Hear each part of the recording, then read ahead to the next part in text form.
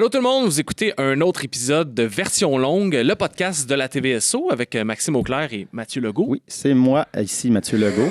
Et oui, c'est ça. Là, on va le dire. On s'est dit juste avant de commencer, on ne dira pas les épisodes, mais c'est le deuxième tournage qu'on a fait. Oui, là, on est au début. Là. Et maintenant, on a un titre, c'est la version longue, parce qu'on veut prendre le temps, en fait, de jaser. Ouais. Aux acteurs et actrices de la Montérégie-Ouest, du monde qui ont fait des choses, que ce soit communautaires et d'autres. Là. Ça peut être pas juste communautaire, ça peut être d'autres choses. Ça peut être plein de choses. Ça peut être sportif, politique, comme le cas de notre invitée cette semaine, oui. Anne Mintoukouache, qui est ancienne députée fédérale au NPD, qui a fait 2 mandats. Son comté, c'était Bournois-Salaberry. Bournois-Salaberry. Je ne sais pas c'est quoi le titre officiel au fédéral. Je me mélange avec le provincial, mais ça mélangeait. Elle était basée là-bas. Ouais. Fait que c'est les 2 derniers mandats. Elle n'est plus depuis... Elle n'a pas fait campagne dans la réélection. Elle est maintenant maman de 2 enfants, dont sa plus jeune fille a 4 mois. Oui. Donc, on fait beaucoup, justement, une espèce de bilan aussi de sa carrière, puis des gros enjeux comme le Catherine Spirit ou des trucs qui ont été très importants dans la région. Oui, puis il y a tout le côté conciliation en famille et vie de députée, parce que déjà, c'est des 80 heures et plus à être députée. Puis elle a eu son premier enfant pendant qu'elle était députée. Fait qu'on est revenu là-dessus aussi beaucoup. Grosse discussion sur la politique en général, notre génération, le cynisme, comment se raccrocher à la politique. Puis aussi, c'était le fun de dire aussi que la politique est dans tout. Tu sais, d'évoquer le fait que tout est politique au fond, puis que ça peut être le fun si on s'y intéresse à nos valeurs, à nos enjeux, parce qu'on peut faire un changement. Donc, c'est ça. C'était pas un débat, mais c'était une belle discussion, là, je trouve, sur le sujet qu'on a eu avec Anne. Ben, c'est toujours une belle discussion. C'est pour ça que je voulais la revoir. Elle était dans notre liste assez haute. Hein? Assez haute, oui. Dans la première, c'est pas la première qu'on a contactée. On était très contents de l'avoir. Oui. Alors, on écoute ça.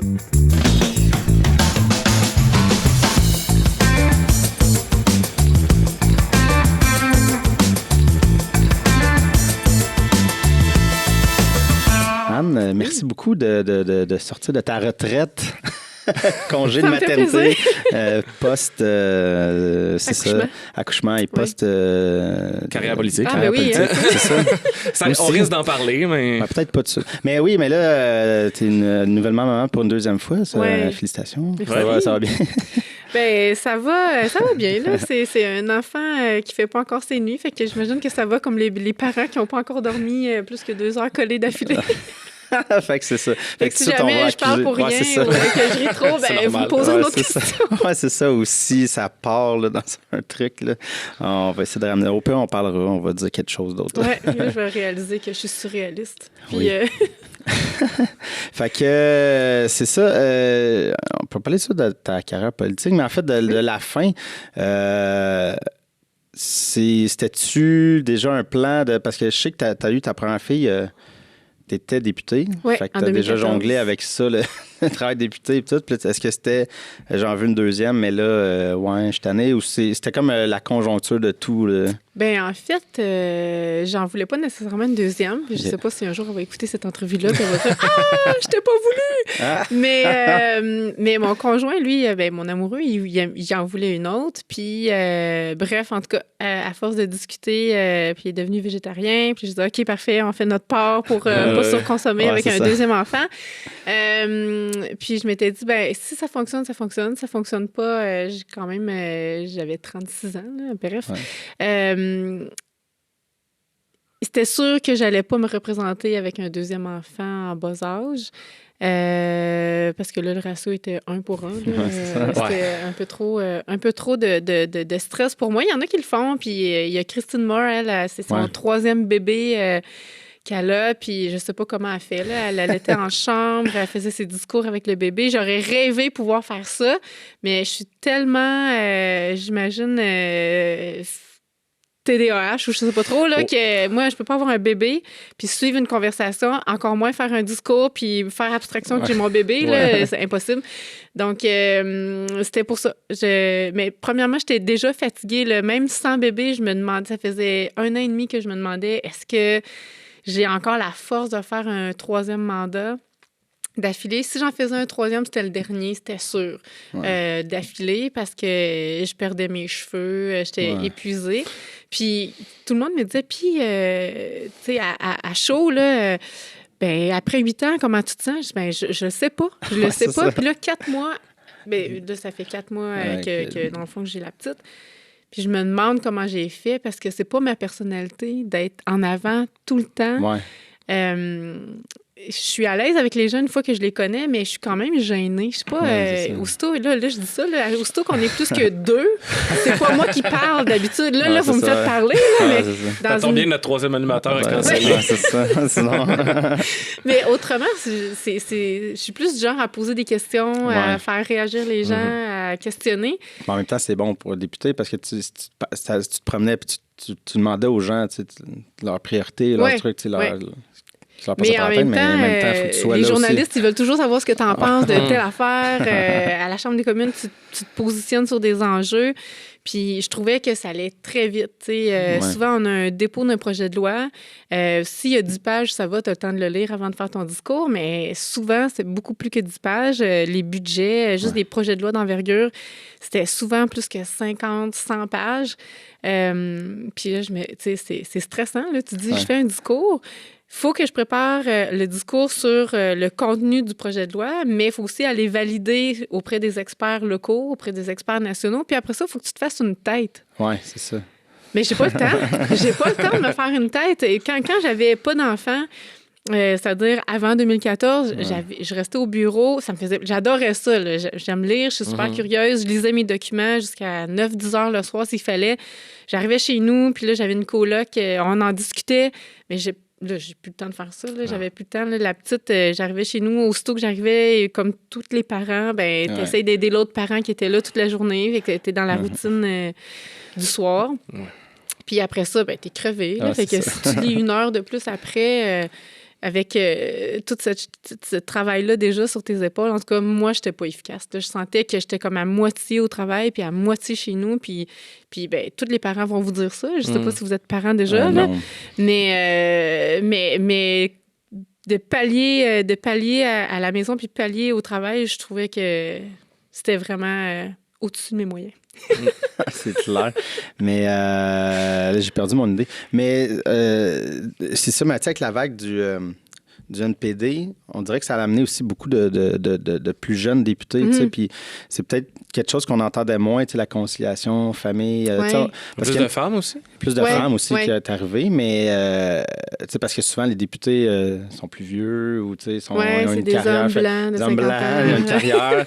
Mais même les femmes, souvent, Monique Jérôme Forget, des femmes plus vieilles. À cause de la famille. À cause de la famille, c'est ça. C'est sûr que c'est un facteur qui penche dans la décision. Oui, parce que juste quand j'ai décidé quand je réfléchissais à ne pas me représenter, je me disais, OK, si je réussis à trouver quelqu'un, en fait, au départ, je cherchais une femme de mon âge. Puis j'ai demandé à 5 femmes de mon âge, puis les 5 ont décliné parce qu'ils avaient des enfants en bas âge. Ils me disaient, mais les fins de semaine, tu peux rester chez vous. Je dis, non, pas vraiment. Là, on a 30 municipalités à couvrir. Il y a tout le temps une fête, en quelque part, un groupe on est au-dessus de 400 groupes communautaires, on est une région très, très défavorisée. Ce qui fait que tu peux décider que telle fin de semaine, tu restes chez vous, mais ça veut dire que tu vas avoir refusé au moins 6 invitations. Ouais. Puis même quand je sortais de chez nous, j'en avais refusé déjà aussi. Oui, c'est ça. Puis à un moment donné, nos adjoints, ils nous remplacent pendant la semaine quand on est à Ottawa. Fait que la fin de semaine, quand c'était des grosses fins de semaine, ils sortaient aussi sur le plancher, mais à un moment donné, ils sont syndiqués, ils ont des heures à faire. Ben oui. Eux aussi ont des enfants. Hein? Ben oui, eux aussi ont des enfants, c'est ça. Fait que ça rajeunit, mais je pense que... je me souviens plus à qui je parlais, qui était un jeune député aussi, qui disait « J'aimerais ça qu'on arrête de... » Puis ça se fera jamais parce qu'on peut pas arrêter les gens d'organiser des événements. Puis souvent, les gens, ce qu'ils nous disent, c'est notre paye quand les élus ils se présentent à nos événements. Donc, tu sais, tu voudrais en faire moins, mais en même temps, tu te dis, si c'est ça leur paye... Toutes les causes sont importantes aussi, à un moment donné. Oui, ça devient compliqué. Tout le monde travaille fort, puis les groupes communautaires sont sous-payés, tout le monde le sait. Puis ils font un travail incroyable. Donc là, tu te dis, je veux leur donner. Je suis payée vraiment pour faire ça. J'ai choisi de m'impliquer dans ma communauté. tu le fais à 100%. Mais là, tu sais, c'est ça. Fait que les jeunes qui veulent, c'est faisable. Puis t'as moyen de canaliser ton énergie, puis d'avoir des gens, de t'entourer pour que les gens ils comprennent ton travail, dans le fond, puis t'appuient là-dedans. Mais il y a une limite. C'était pas dans un quartier résidentiel à Montréal où est-ce que tu peux faire le tour de ton quartier résidentiel en 15 minutes à vélo. Là. Chaque fois que je parlais à Alexandre Boulris, j'étais découragée. Là, je me disais, c'est pas juste! Mais en même temps, il y a une autre réalité. Ils ont plein de médias. Il y a la concurrence qui est pas mal plus féroce là-bas entre députés, tandis qu'ici, moi, mes voisins sont vraiment loin. Là. Les députés, c'était pas tous les jours que j'envoyais un dans mon comté qui venait me jouer du coude. Oui, ça, c'est clair. Là. Puis c'est super beau, le paysage. C'était ma récompense là, quand j'avais à faire 40 minutes d'auto. Je me disais, ça me tente pas de rouler. Une fois rendu, les gens sont tellement fins que ça va. Puis quand tu reviens, souvent, je revenais, c'était le coucher de soleil. Je disais, OK, au moins, j'ai le coucher de soleil. Quelque chose de beau. Au moins, j'ai un pays. Oui, c'est ça, quelque chose de beau pour m'accompagner. Mais, ouais. T'avais un peu de répit dans l'auto aussi. Oui, c'est ça. Moi, je suis curieux de savoir, justement, avec ton premier enfant, c'est un gars, une fille? Une fille. T'as j'ai 2 filles. T'as 2 filles. Ouais. Ta première fille, justement, quand elle est née, tu étais élue. Oui. Puis, dans le fond, à Ottawa, il y avait ton chum qui t'aidait beaucoup. Oui. Parle-moi un peu de cette dynamique-là. Puis, il y en a d'autres qui étaient dans ta situation aussi, là, des élus. Là, oui. Comment c'était organisé pour que tu puisses travailler quand tu ne l'avais pas avec toi? C'était les bras de mon Mathieu d'amour. Il n'y avait rien d'organisé, en fait, parce qu'il n'y avait même pas de table à langer dans les salles de bain. OK. Ça a été fait en collaboration avec... On était 4 mères à peu près à 1 an d'intervalle là, à accoucher en même temps en 2013-2014. Puis, là, ça a donné qu'on était 4 femmes du NPD parce que c'était les jeunes de Vague Orange. Là. Ouais. Mais on s'est toutes réunies pour exiger qu'on ait des salles, des tables à langer dans les toilettes des hommes aussi, dans toutes les toilettes, en fait, parce que c'était nos conjoints qui s'occupaient des enfants. Pendant que nous autres, on était à la Chambre des communes. Puis, Mathieu, il était... En fait, il n'y avait pas de salle. On a investi le salon des épouses, des époux, mais c'est juste des épouses à l'époque, presque. Là. Puis, à tout bout de champ, on se faisait mettre dehors. Ça me fait rire à chaque fois que je dis ça, mais à un moment donné, Mathieu me dit « OK, là, je suis plus dans le salon des épouses. Je commence ça. » Il y a le Bible Study. OK, le jeudi matin, c'est l'étude de la Bible. Il fallait qu'on se trouve une autre salle. C'est parce que c'était prévu. Ça faisait tellement longtemps que c'était ça, l'horaire. Puis nous, on est arrivés comme un cheveu sur la soupe là, avec nos bébés. Donc, c'est ça, là, avec nos cellulaires, on se dit, OK, il me dit, OK, là, il faut que tu viennes allaiter. Fait que là, je demandais congé à la Chambre des communes, puis je disais, OK, il faut que j'aille allaiter. Mais c'est correct, vas-y. Puis là, je revenais après avoir allaité, puis OK, là... on aurait besoin de... Il n'y avait rien. C'était pas adapté pour les enfants du tout. Là. C'est ça. Fait qu'on a travaillé. Il y avait Rosanne Doré-Lefebvre, à l'époque, qui était députée d'Alfred Pellan à Laval. Il y avait... comment elle s'appelait? Lisanne Blanchette-Lamotte, qui a accouché à 2 mois après moi. Il y avait Christine Moore d'Abitibi-Témiscamingue. Puis c'est ça. Fait qu'on a tous travaillé pour quelque chose. Ce local-là, en fait, il est arrivé une fois que j'en ai plus eu besoin. Mais quand même, là, si j'étais retournée avec la petite d'aujourd'hui... Là, on aurait un local là, qui est tout équipé. Il y a une bassinette, il y a une chaise haute, un four à micro-ondes, il y a un ordinateur pour qu'on puisse travailler à partir de ce local-là. C'est ça. Fait qu'il y a juste pas... Je sais pas si on rajouté les toilettes entre-temps. Mais il n'y avait pas les toilettes annexées au local. Mais il n'était pas très loin. C'est juste qu'il fallait quand même que tu laisses ton bébé dans cette salle-là pour aller aux toilettes puis revenir. C'était parfait. Non, c'était pas parfait, mais c'était quand même mieux que c'était. Puis, c'est ça, pendant la première année, les 6 premiers mois surtout, là, Mathieu était partout où est-ce que j'étais. Donc, on s'était entendu pour qu'on ait un enfant qui accepte de me suivre puis d'arrêter de travailler, en fait. Il était père au foyer. Il a été père au foyer pendant 5 ans. Puis là, il commence juste à être, lui, au complet, à travailler en poésie. Mais bref, c'est ça. Fait que... Puis les autres pères ont fait ça aussi. Ils ont accepté d'être pères au foyer puis de continuer pas de continuer, mais de nous permettre de continuer à être députés à temps plein. Ben oui. Parce qu'on n'a pas de congé de maternité. On ne paye pas le régime d'assurance parentale québécois. OK. Avec la paye de la Chambre des communes. Donc, il fallait s'organiser. Moi, j'ai été chanceuse. J'ai accouché l'été. Donc, j'ai eu les 2 mois et demi d'été chez nous, si on veut, dans le comté. Pour recommencer à travailler à la Chambre des communes avec le bureau du WIP. C'était Nicole Turmel dans ce temps-là, après ça, il y a une autre députée, là, Marjolaine Boutin-Sweet, puis les gens de l'intérieur du NPD, on s'était entendus pour qu'on revienne de façon graduelle. Fait que toutes les gardes, en fait, au départ, j'avais pas de tour de garde. Ça, c'est quand on est obligé d'être à la Chambre des communes pour assurer un suivi sur le débat. Donc, quand il y a un débat sur, je sais pas moi, un projet de loi sur la sécurité nationale, bien, on est obligé d'être là puis de faire des discours, prononcer des discours, se prononcer sur le projet de loi, poser des questions, puis être là pendant 5 heures, mettons. Ça, t'es de garde. Puis à tour de rôle, on a des gardes. Au départ, j'en avais pas, puis éventuellement, j'en ai eu. La période de questions, j'étais obligée d'y aller, mais ça dure 1 heure par jour, à peu près 1 heure et quart par jour. Ça se plug bien. Oui, c'est ça. Puis, s'il y avait des votes qui étaient prévisibles, ben on devait être là aussi. Okay. Mais les votes qui étaient imprévus, qui étaient à la dernière minute, quand c'est de la stratégie pour faire suer l'autre partie, là, on n'était pas obligé d'être là. Ouais, ça... Ouais, vas-y. Ben non, mais ça me surprend que, ben là, peut-être c'est mieux ou ça va être encore mieux, mais tu sais qu'il n'y ait pas du staff, gardiennage, garderie. Pas du tout. Ben en fait, c'est qu'il parce y a une garderie... Ils grandissent, ces enfants-là, puis c'est... Oui. Ben la garderie, en fait, c'est qu'il y en a une sur la colline parlementaire. Les députés, on est réputés à être prioritaires, mais il n'y a pas de bébé avant 18 mois. Qui est accepté, là. Qui est accepté, là. Mais moi, j'ai pas de congé de maternité, là. Fait que mon bébé, à la naissance jusqu'à 18 mois, je fais quoi avec? Ouais.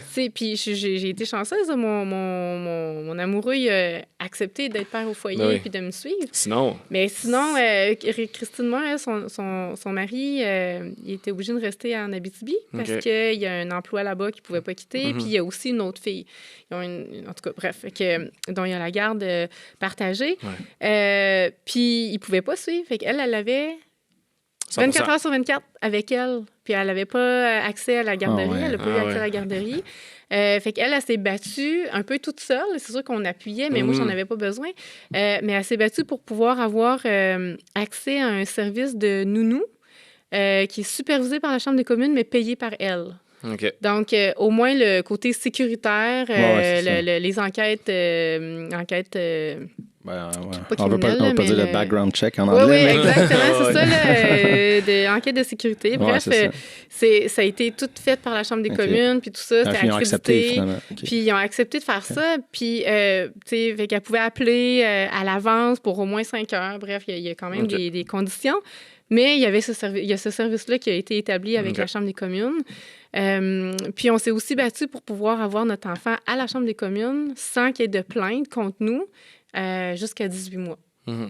Puis, mais tu sais, tu dis, ça a l'air comme évident. Mais la première qui a eu son bébé, là, elle n'avait pas le droit, elle a allaité, puis ça a comme fait un tollé.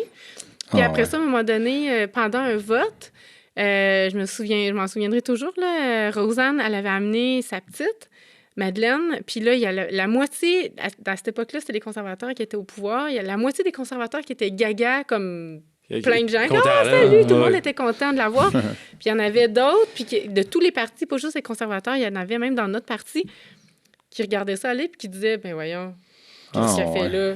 On travaille ici. Oui, on travaille, puis ben là, franchement, c'est comme si on n'avait pas de jugement, puis ça dérange. Premièrement, c'était un vote, il n'y avait pas de débat. Puis deuxièmement, pendant un débat, il y a des députés qui se crient par la tête, qui dérangent pas mal plus qu'un bébé qui tète. Pas mal. Tu sais, puis si notre bébé pleure, on a une tête sur les épaules, on est capable de se lever puis sortir. Ben oui. Mais ça a pris beaucoup de discussions, puis ça a pris des événements comme ça pour puis on se batte. Parce que le Andrew Scheer, qui a été le président des conservateurs, au départ, c'était lui, le conservateur, le président de la Chambre des communes en 2013-2014. Puis il avait demandé à Lisanne de sortir avec son bébé. Ouais. C'est pas un family man. Il y a 5 enfants pourtant. Tu te dis, crème, il devrait comprendre. Là. Ouais, mais non, il avait demandé de sortir. Puis moi, là, j'avais explosé. Là, j'avais dit, quoi? Non, tu restes là. Puis là, la prochaine fois qu'on fait un vote, j'amène mon bébé, t'amènes le tien. On l'avait fait. J'ai dit que j'envoie m'expulser d'ici. Il va voir que je vais faire une tempête médiatique. Puis finalement, il n'y a personne qui m'avait demandé de sortir, mais je l'attendais. Là. Puis ma whip était avertie. J'avais dit, Nicole, tu me demandes pas de sortir, je sortirai pas. Je te dis, je sortirai pas. Voyons donc. C'est ridicule. Ben oui, je dis, mon enfant n'a pas 5 ans. Là. Elle peut pas marcher toute seule. Elle peut pas. Puis je veux la voir. Oui, c'est ça. Elle n'est pas en train de déranger personne. Elle n'est pas en train de tirer sa manche à Justin. Non, c'est ça. Mais c'est ça. Fait que ça a été les quelques batailles qu'on a menées au milieu pour la conciliation travail-famille. Puis c'est drôle parce qu'à chaque fois qu'on parlait de ça, puis il y a eu des articles. Il y a eu beaucoup d'articles quand on a eu nos enfants. Puis autant les gens, il y en a qui étaient empathiques, qui disaient « OK, ben oui, on vous supporte là-dedans », puis autant qu'il y en a qui disaient « Ben là, ils se plaignent le ventre plein. En tout cas, si on avait leur paye, on s'arrangerait. » Mais je me dis, tu sais, c'est pour tout le monde. Là. Si on veut avoir des jeunes femmes en politique, ou même des jeunes hommes, parce qu'il y avait des hommes aussi qui voulaient avoir leur bébé, puis de plus en plus, on en voit des pères avec leur bébé à la Chambre des communes, puis ça a ouvert la porte à ça. Ben oui. Puis clairement, puis c'est bizarre que comme dans la Chambre des communes, tu sais, il faut se battre pour... Ouais. Tu sais, parce que c'est comme tu dis, on veut avoir tout le monde... Tu sais, comme député, dans mon idéal, ce serait pas juste des vieux avocats blancs, mais avoir tout le monde, tu sais... Mais je pense que ça commence quand même à se diversifier. Mais tu sais, de dire, ben, OK, mais on veut des jeunes aussi, ils ont des familles, mais regarde, on va accommoder dans le sens qu'on veut l'idée de tout le monde, pas juste... Oui, c'est ça. C'est mon idéal, mais... Mais je suis pas super bonne avec les noms, là. Il y a l'ancienne ministre... elle s'appelle pas Gouda, là. Gould. Karina Gould, l'ancienne ministre de quoi dans la réforme démocratique. Elle a accouché en 2016-17, libérale, puis elle a pris 3 mois de congé. Ah. Oui, avec ça aussi, ça fait avancer un peu les choses. Là. Apparemment, je ne l'ai pas vu passer, je ne sais pas comment ça se fait, mais à la fin de la session parlementaire en 2019, j'imagine que j'étais enceinte par-dessus les oreilles puis que je sais pas.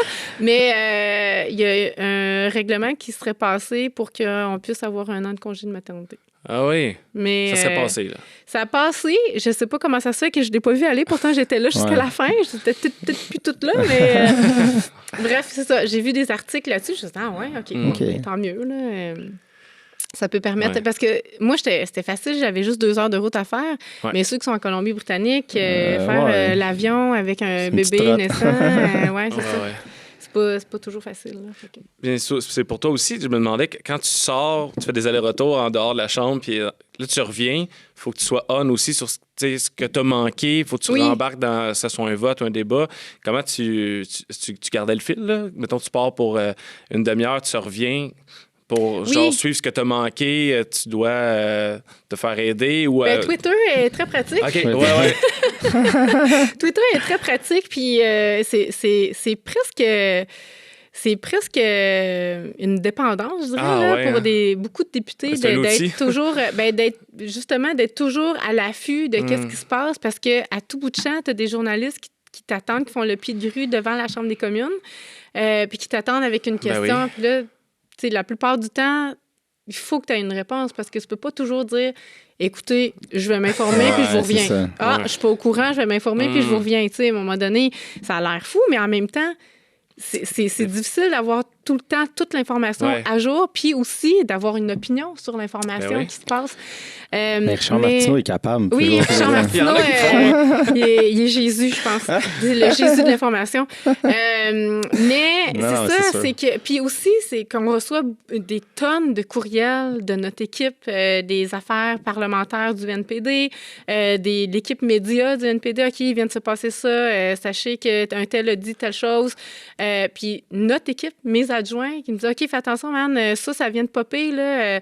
L'as-tu vu? » Fait qu'on se textait. Beaucoup. Le cellulaire, là, moi, j'en avais jamais eu avant d'être députée. J'étais enseignante, j'avais pas vraiment besoin. Puis là, j'en ai plus. Ça en est débarrassé. Oui, je sais pas. Je suis pas encore... Je suis pas encore guérie, mais c'est ça, c'est que c'est un outil. Mais il y avait quand même des députés qui réussissaient à ne pas avoir de cellulaire. Je sais pas comment ils ont fait, mais moi, en tout cas, ça, c'était à tout bout de champ, là, je le regardais, OK, qu'est-ce qui se dit? Puis aussi, tu as besoin de faire des recherches quand tu es à la Chambre des communes. Ben oui. Tu te dis, OK, vite, je vais faire une recherche, là, tel article qui vient de passer. Ouais. Bon, OK. Tu veux citer quelqu'un ou... Ben oui, si tu veux citer quelqu'un, si tu veux avoir c'est ça, là, le bon nom de tel rapport scientifique ou X, qu'est-ce qui s'est passé en telle année, quand les conservateurs ont décidé que l'avortement, c'était pas un droit, je suis allée chercher, c'était en quelle année, qu'est-ce qui était devenu un droit. Bref, c'est ça. Oui, c'est clair, là, ça va vite. Puis tu sais, c'est pas rien, là, les médias en continu, on appelle ça la bête ou le monstre. Là, c'est comme un truc qu'il faut nourrir sans arrêt. Mais c'est juste stressant. Moi, je suis comme plus capable en tant que... Ben, je comprends. Je suis en train de déconnecter complètement de l'actualité. Je suis juste comme, arrêtez, c'est tellement un barrage. Oui, puis c'est tout en surface parce qu'on n'a pas le temps d'approfondir. Oui, c'est ça. On n'a pas le temps de le réfléchir. On n'a pas le temps de juste aller vérifier, contre-vérifier des informations aussi. Des fois, il y a des journalistes qui écrivaient des articles, puis je me disais, pourquoi ils m'ont pas appelé? C'est pas ça. C'est pas ça que j'ai, moi, en tout cas, comme information, là, tu sais. Puis fait que, mais en même temps, tu te dis, je me place dans la position de journaliste où est-ce que toute l'information est en ligne à chaque seconde. Ah ouais, c'est ça. Bien, eux autres aussi, tu sais, je trouve que le travail des journalistes et le travail des députés, ça se ressemblait au niveau du stress puis de la charge de travail parce qu'il faut alimenter sans arrêt. Non, c'est ça. Sans arrêt, là, tu as les réseaux sociaux. Je sais pas comment vous faites pour faire pour rédiger un article de fond qui devrait prendre des semaines à rédiger parce que juste aller interviewer des gens, aller consulter les ouvrages, à un moment donné, il faut décanter tout ça, là, mais tu n'as pas le temps de rien décanter. Puis pendant que tu fais ça, il y a 8 articles qui ont été mis en ligne. Oui. Puis là, moi, je veux juste dire, mon amoureuse est journaliste, fait que je suis pas en train de bâcher sur les journalistes.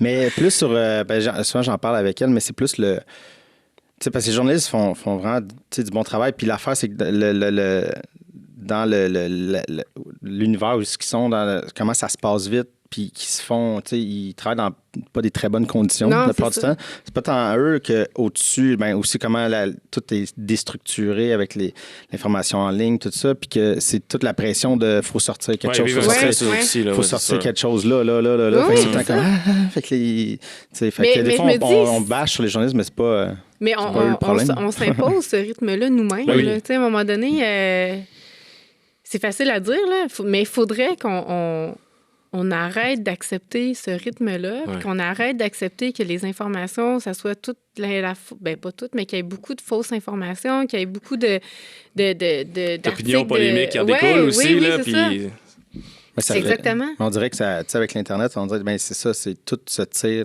Gauche-droite, ça en va dans les extrêmes. Puis tout le monde a le droit c'est la liberté d'expression. Moi, je suis plus capable de cette expression-là. Et OK, j'ai le droit de dire tout ce que je veux, puis même si c'est pas fondé, puis tous ceux qui ont une tribune, tu sais, les députés, à un moment donné, là, on a une tribune incroyable, bien, tout le monde peut dire n'importe quoi. Il y a des députés qui disent n'importe quoi, qui se font pas le devoir de vérifier leurs sources, puis même qu'ils s'en fichent de vérifier leurs sources. Eux autres, ils ont un message à passer, puis tu peux utiliser n'importe quelle tactique pour pouvoir aller chercher, attirer des gens vers toi, même si tu sais pertinemment que ce que tu dis, c'est biaisé. Ouais. Ça, là, ça m'enrage. Là. Je me dis, tu trompes les gens de façon volontaire pour avoir plus de votes. Ouais. Tu mérites même pas d'être là. Ben non. Oui, mais en même temps. Je pense que on regarde ce qui se passe aux États-Unis puis tu fais comme. Je pense pas que ça va devenir aussi laid ici aussi, mais mon Dieu. Oui, non, mais ça fait peur. Ça fait peur là, parce que c'est ça, un peu comme tu dis là, ils ont des idéologies, puis c'est comme c'est juste ça. Puis on dirait que c'est ça, tu sais, avec l'Internet, puis le fait que ça va vite, mais tout le monde se campe dans ça, c'est ma vérité. Puis là, ça fait juste, on dirait que tout le monde s'éloigne, puis ça fait juste se lancer des... Puis on n'est pas capable d'accepter de la critique. Non. D'accepter que peut-être que tu n'as pas nécessairement raison au complet. Peut-être que certains bouts, tu as raison, mais il faut avoir raison sur toute la ligne, tout le temps. Puis de se remettre en question, c'est quasiment honteux aujourd'hui. Oui. Oui, c'est ça.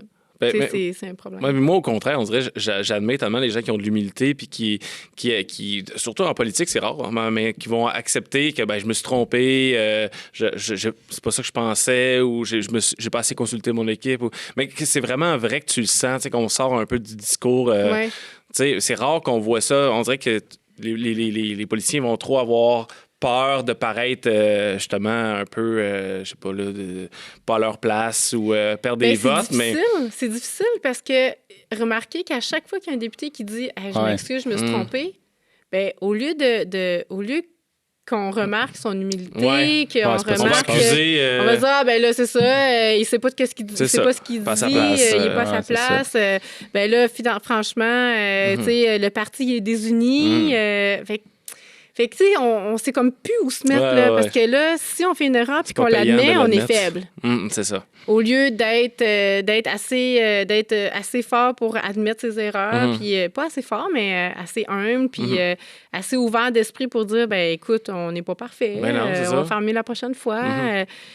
Tu sais, c'est ça. On n'a pas le droit de se tromper. Mais c'est pas juste les députés, là, je pense qu'en général... On voudrait que les gens soient honnêtes et sincères puis qu'on n'ait pas de cassette. Mais dans la vraie vie, quelqu'un qui se trompe, là, c'est rare qu'il est louangé pour avoir admis son erreur. Non, les gens disent qu'ils veulent la vérité puis ça même. Non, c'est ça. Non, c'est une drôle de vérité. Non, c'est ça, ils n'aiment pas ça. Mais... parce que là, ça, je t'écoutais, tu sais, c'est pas un job facile d'être député, on le sait, puis tu sais, moi, je suis le premier cynique, ça, je l'avoue, mais pourquoi que les gens se lancent en politique? Parce que tu te fais comme talonner de tous les bords, c'est ça, si tu te dis pas la bonne affaire, tu te fais comme... Tu sais, puis c'est peut-être, je dis ça de même, mais c'est peut-être une des jobs les plus détestés. En fait, que les gens sont très polarisés. En partant, il y a des partis, fait que là, tout le monde est comme, là, c'est pas mon idée, puis là, ça se lance des affaires, fait que ça a pas l'air... les heures. C'est sûr que dit de même, mais ça a l'air d'être de chercher le trouble. Mais c'est super stimulant. C'est sûr qu'il y a la partie débattre de ses idées qui prend beaucoup de place, mais tout le travail, juste ça, c'est pour quelqu'un qui est curieux. Moi, je connaissais pas grand-chose à la politique. J'avais pas le nez dans la politique depuis si longtemps, pas dans la politique active. Je m'intéressais à l'environnement puis je m'intéressais au service public. Mais tout est politique. Toutes les décisions qu'on prend pour faire en sorte d'améliorer nos conditions de vie, c'est politique. Les artistes qui voudraient avoir une plus grande part de financement, mais aussi de reconnaissance, puis qu'on puisse les voir, juste qu'ils puissent travailler, là, puis qu'on puisse les voir dans les écoles, dans les institutions, mais dans la rue, bref. C'est politique. On veut avoir, on les considère toujours comme des ambassadeurs, mais ils sont nulle part en politique. Quand on a des congrès, c'est rare qu'on a beaucoup d'artistes. Quand il n'y a pas beaucoup de dossiers où les artistes sont cités à la Chambre des communes, je trouve. Là. C'est sûr, quand on parle de patrimoine, quand on parle de CRTC, on parle beaucoup d'artistes. Mais autrement, il y a beaucoup de liens quand même à faire avec les artistes. Les artistes livrent des batailles pour des messages aussi.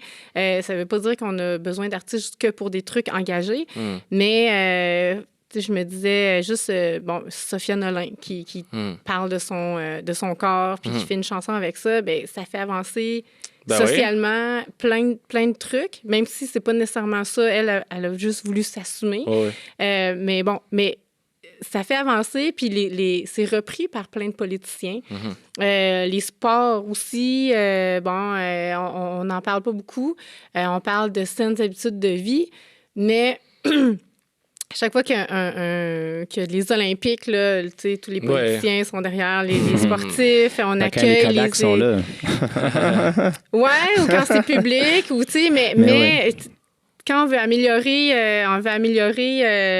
le sort des agriculteurs, le sort, bref, tous les dossiers sont politiques, puis il y a tellement à apprendre. Moi, je connaissais pas le dossier d'agriculture, je connaissais pas le secteur de l'aérospatial. Puis on a des usines d'aérospatial, des entreprises aérospatiales dans le coin. Plein de tout ce qui est en fait industriel, je connaissais pas vraiment ça. Puis tout ce qui est le CRTC, là, c'est quand même quelque chose, là, les relations de communication. Je connaissais pas ça non plus, mais à un moment donné, tu dis, OK, c'est super important, c'est partout, on a besoin de cette information-là, on a besoin que les gens soient localement informés puis qu'ils nous informent aussi. Bien, ça, c'est intéressant parce que tu te dis, OK, comment je peux prendre l'information, la digérer, puis la rendre, la vulgariser assez pour que les gens la comprennent, puis fassent des choix qui sont bons pour les gens localement.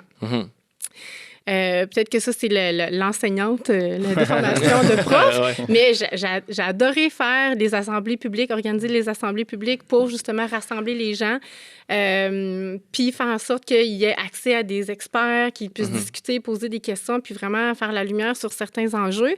Ça, j'ai adoré faire ça, rencontrer les gens, puis en apprendre plus sur des projets. Les gens qui viennent au bureau, moi, j'ai tel projet de voiture électrique, de machines agricoles, tu sais, X. Je me dis, OK, qu'est-ce que je peux faire pour l'aider? Ou quelqu'un qui a un problème de santé, maladie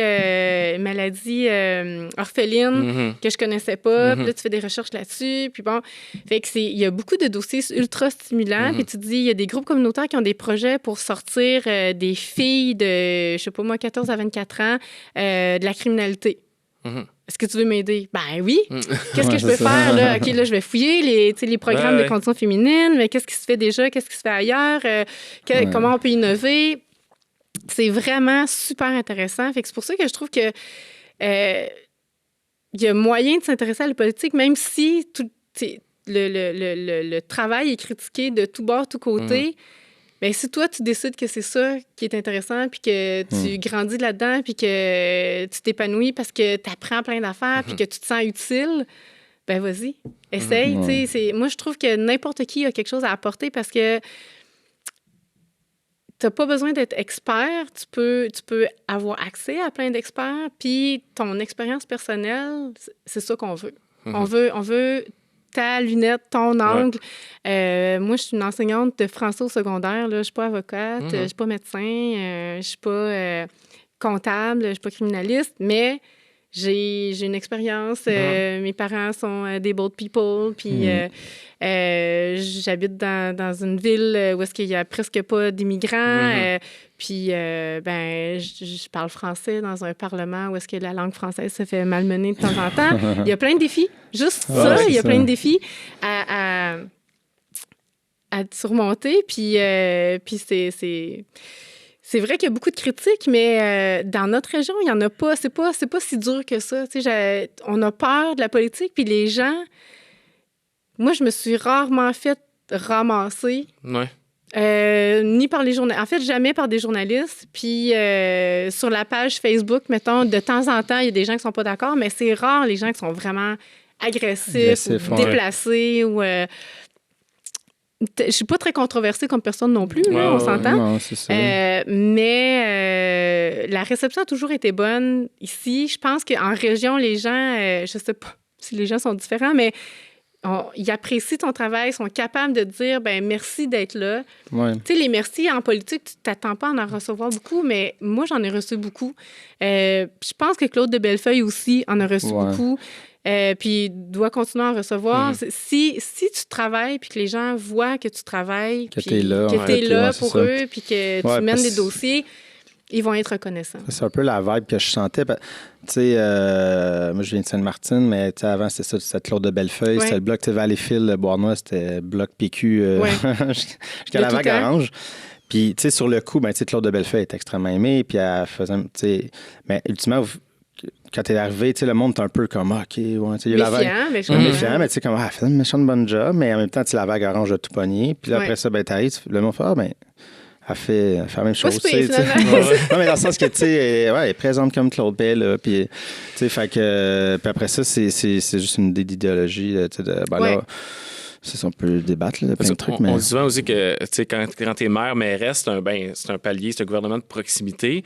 Puis plus qu'on s'éloigne, ça grossit, ça l'est moins. Mais j'ai l'impression que toi, ça a toujours été important pour toi, justement, la proximité avec tes citoyens pour être près d'eux. Puis je sais pas à quel point c'est le cas de la majorité des gens qui sont députés.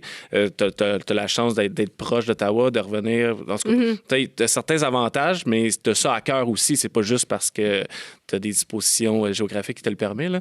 Oui. Mais il y en a que c'est pas le cas, puis ça vient peut-être à ce qu'on dit, justement parce que t'es proche, les gens te connaissent, t'as moins de controverses, t'es plus apprécié, t'es à l'écoute, donc t'es réélu, tu sais, tout va ensemble à partir de là. Oui. Il y a beaucoup de travail, puis là, on parle que de moi, là, mais en arrière de moi, il y a une équipe, il y a plein... À tout bout de champ, j'avais des adjoints qui allaient sur le terrain parce qu'eux autres aussi, c'était important pour eux d'être proches, puis de me représenter, d'aller voir, d'aller participer aux activités, mais aussi en y allant sur le terrain, se dire, OK, mais ça va-tu? Y a-tu un pépin chez vous? Est-ce que je peux vous aider d'une certaine manière? Est-ce que vous connaissez les programmes fédéraux? Parce qu'il y en a, mais... Oui, mais c'est jamais clair. C'est parce qu'il y en a qui sont reconduits. C'est ça. Quand tu n'es pas là-dedans, tu ne sais pas qu'est-ce qui existe là, pour pouvoir mener à bien ton projet. Donc, les adjoints étaient ultra présents. Puis si j'avais pas eu ces adjoints-là, j'aurais pas pu recevoir tout ce crédit-là. Tu sais, moi, je suis la figure de proue, mais en arrière, il y a des pattes dans l'eau, en dessous de l'eau, là, qui se font aller. Puis c'est ça. Mais comme dans n'importe quel corps de métier, il y a des gens qui se donnent, puis il y a des gens qui se donnent moins. C'est sûr. C'est comme vous, là, si vous n'étiez pas sur le terrain, à un moment donné... On nous oublierait, puis... Oui, c'est ça. Ouais. Exactement. Donc, il y a ça qui est un facteur. Puis j'imagine que le fait d'avoir 30 municipalités, tu n'as comme pas vraiment le choix d'être sur le terrain aussi, là, parce que sinon... tu ne sais pas ce qui se passe chez vous. Ouais. Donc, si tu ne sais pas ce qui se passe chez vous, tu ne peux pas relayer l'information à Ottawa. Donc, sur n'importe quel sujet d'actualité ou de dossier qui est débattu à Ottawa, l'intérêt, c'est vraiment d'amener ton comté à Ottawa dans les débats. Ouais. Mais si tu ne peux jamais faire le relais... Non, c'est ça. Sauf que pour faire le relais, il faut que tu connaisses les gens, les acteurs clés dans tous les dossiers. Dans tous les dossiers, la sinon t'appelles, t'apprends. Mais c'est ça. Fait que ça fait partie d'un tout. Là. Si tu n'es pas là, tu connais pas les gens, tu connais pas les enjeux, tu peux pas les amener à la Chambre des communes. Il y a les dossiers, mais il y a aussi la période des questions. Et la période des questions, c'est ton moment pour parler de chez vous. Okay, ouais. C'est ça. Fait que si tu connais pas ton chez vous, tu es absent de la période des questions. Puis la période des questions, c'est le moment de ta journée où est-ce que tous les médias sont à l'écoute en même temps. Okay. Le restant, ça va être des journaux, des journalistes qui sont intéressés à tel dossier, ils vont être là. Mais sinon, c'est pas tous les journalistes qui sont là. Mais la pièce de théâtre, là, c'est la période des questions. Ouais. C'est là que... Ça arrive à quelle fréquence, ça? Que tous les jours. Tous les jours, tu peux parler... C'est que... Tu peux.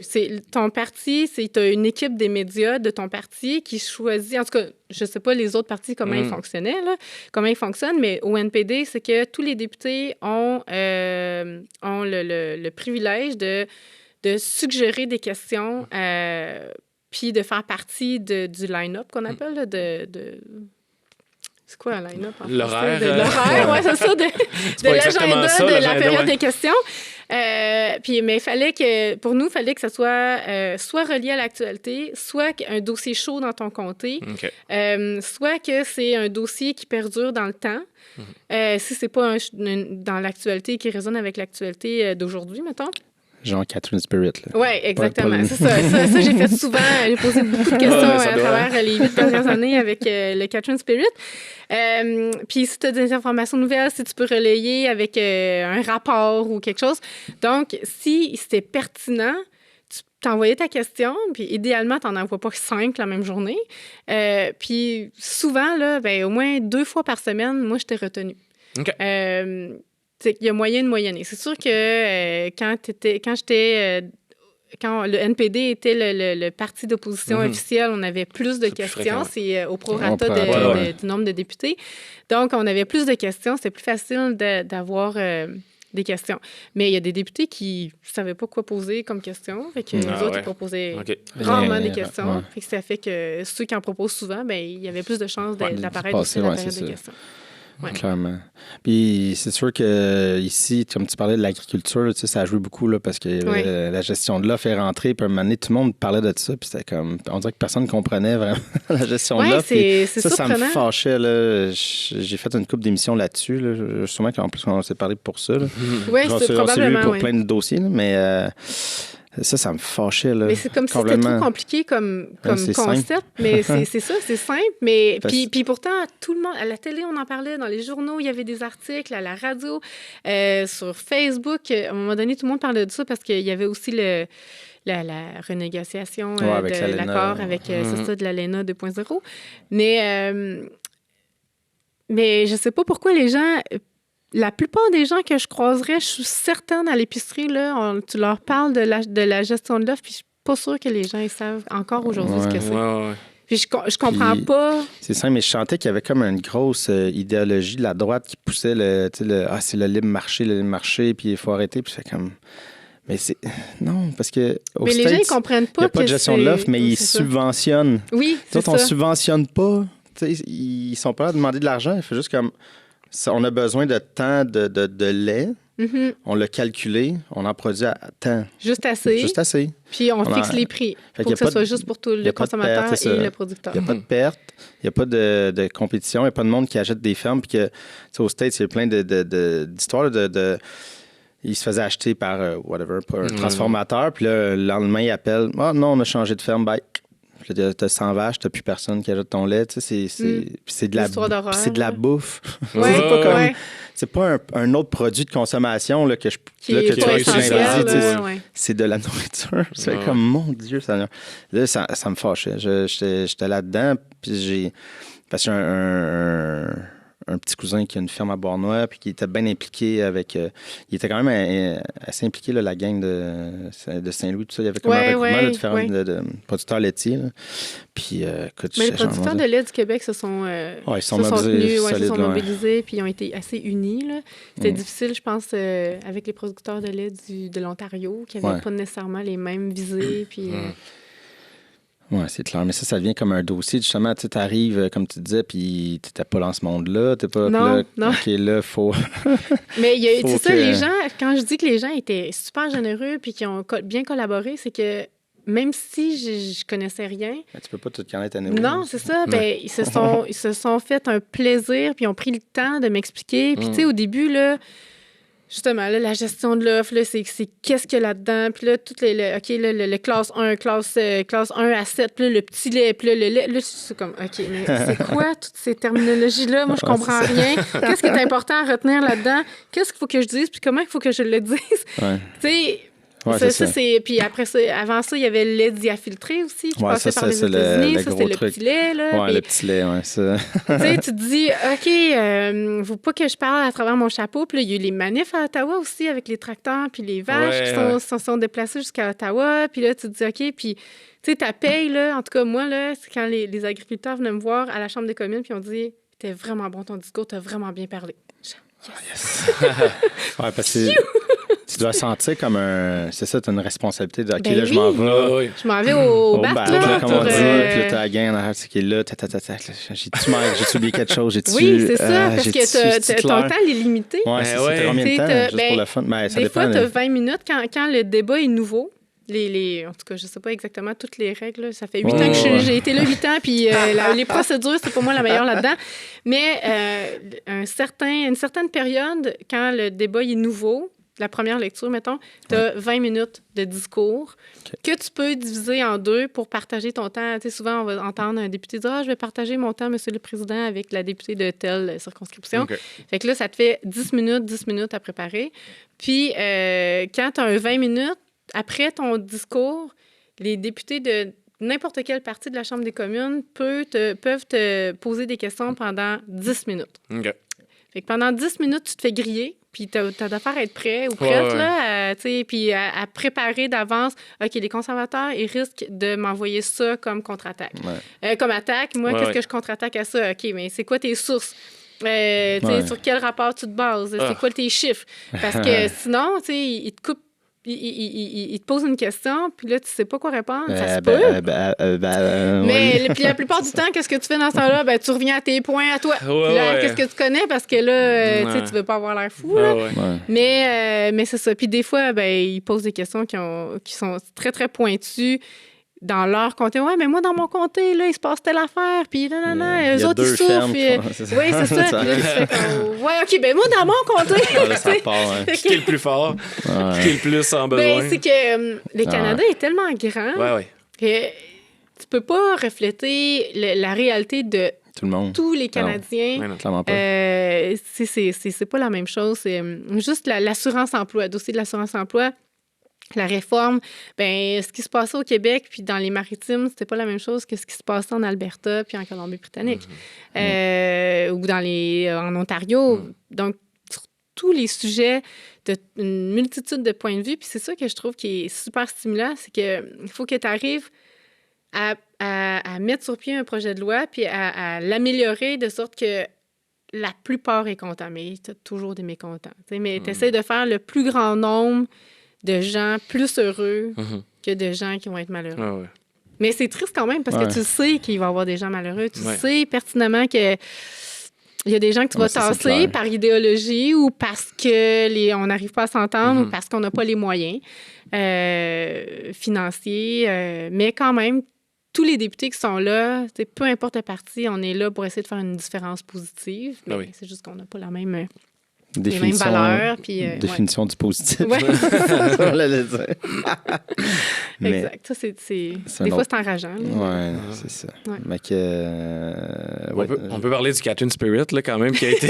ben non, mais on a tellement parlé. C'était mon premier dossier. C'était comme un running gag, cette affaire. Non, mais ouais, c'est ça. Mais une fois que ça a été, ça a été parti, puis le dossier a été clos, ça a été quoi ton sentiment, là? Je veux dire, c'est après toutes ces années de travail-là, est-ce que tu... j'étais comme... soulagée. T'es émue, oui, hein, c'est ça? C'est clair. Sans niaiser, là, au moment où est-ce que ça a été fini, là, ça a duré tellement longtemps, puis j'ai eu beaucoup d'adjoints. Fait que, tous mes adjoints qui me disaient, là, tu vas nous dire quand ça va être fini. La journée où ça a été fini, j'ai texté chacun de mes adjoints. Ben, en tout cas, on était sur Messenger, là. Je pleurais. Je pleurais. Ah, c'est sûr. Je pleurais, j'avais des larmes qui coulaient. Puis là, mes nouveaux adjoints, qu'eux autres, ça faisait peut-être un an ou c'est moi qui étais là, ils me regardaient. Ça va? Je dis, ouais, c'est Catherine Spirit.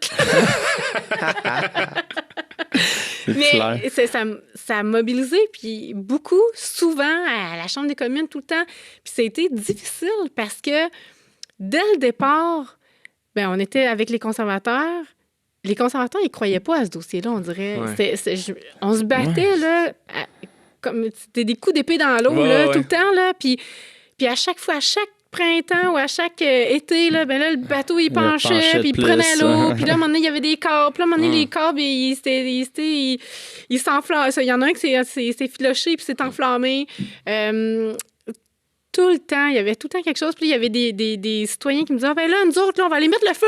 Tu vas voir, il n'y en aura plus. Là, pourquoi on fait pas un restaurant avec ça? Là, pourquoi? Là, les pompiers qui disaient, là, c'est vraiment dangereux pour notre santé. Puis nous autres, on n'ira plus. Là. S'il y a quelqu'un qui met le feu, on n'y va pas. J'étais, tu sais, c'était. Ben oui, tu as de la pression. Puis là, chaude, tu ne fais pas écouter, ou du moins, c'est pas un dossier qui est jugé important auprès de ceux qui sont. C'est complètement c'est dur à gérer. Puis là, tu as Elisabeth May qui reprenait ce dossier-là une fois de temps en temps. J'étais, hey, c'est mon dossier, qu'est-ce que tu fais là? C'est chez nous. Mais tu sais, elle essayait d'aller chercher. Puis c'est un dossier environnemental aussi. Puis à un moment donné, le Bloc avait posé une question. J'étais, OK, là, vous m'envahissez dans mon comté. Là. Arrêtez. Mais c'est ça. Puis la goutte, pour moi, la goutte là, qui a fait déborder le vase, c'était quand les libéraux ont pris le pouvoir, puis ils ont créé un comité de travail. Là, tout le monde était content. Mais j'ai été exclue de ce comité de travail-là. C'est incroyable. Wow.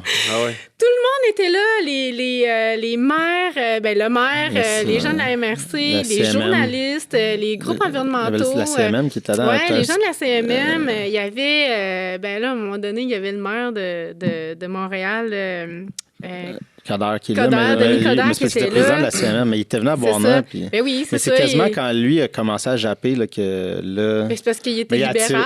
il était libéral. Ouais, puis là, ouais. Puis puis le quand il était allé à Marc Bournemouth, ben, là, TVA l'a suivi. C'est ça, c'était tellement un personnage que... tu sais. Mais en même temps, je veux dire, ça a pris ça. À un moment donné, il fallait qu'il y ait quelque chose. Oui, mais il y a Jean-René Dufort qui est venu aussi, qui a fait un reportage. Là, et j'ai trouvé ça super drôle. Il était crampé tout le long. Il est tellement fin, ce gars-là. Ouais, ça, j'en ai pas. Puis, c'est ça. Puis, non seulement je faisais pas partie du comité de travail, mais Groupe Saint-Pierre, qui était responsable d'avoir amené ce bateau-là, oui. Lui, il faisait partie du comité de travail. Et moi, j'en revenais pas. T'as-tu été intégré au fil du temps? Jamais. Jamais. Mais j'avais mes sources internes.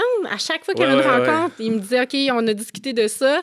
À chaque rencontre, moi, je posais une question la journée d'après à la Chambre des communes. Puis là, le ministre était comme, voyons, c'est pas là-dessus, comment qu'elle...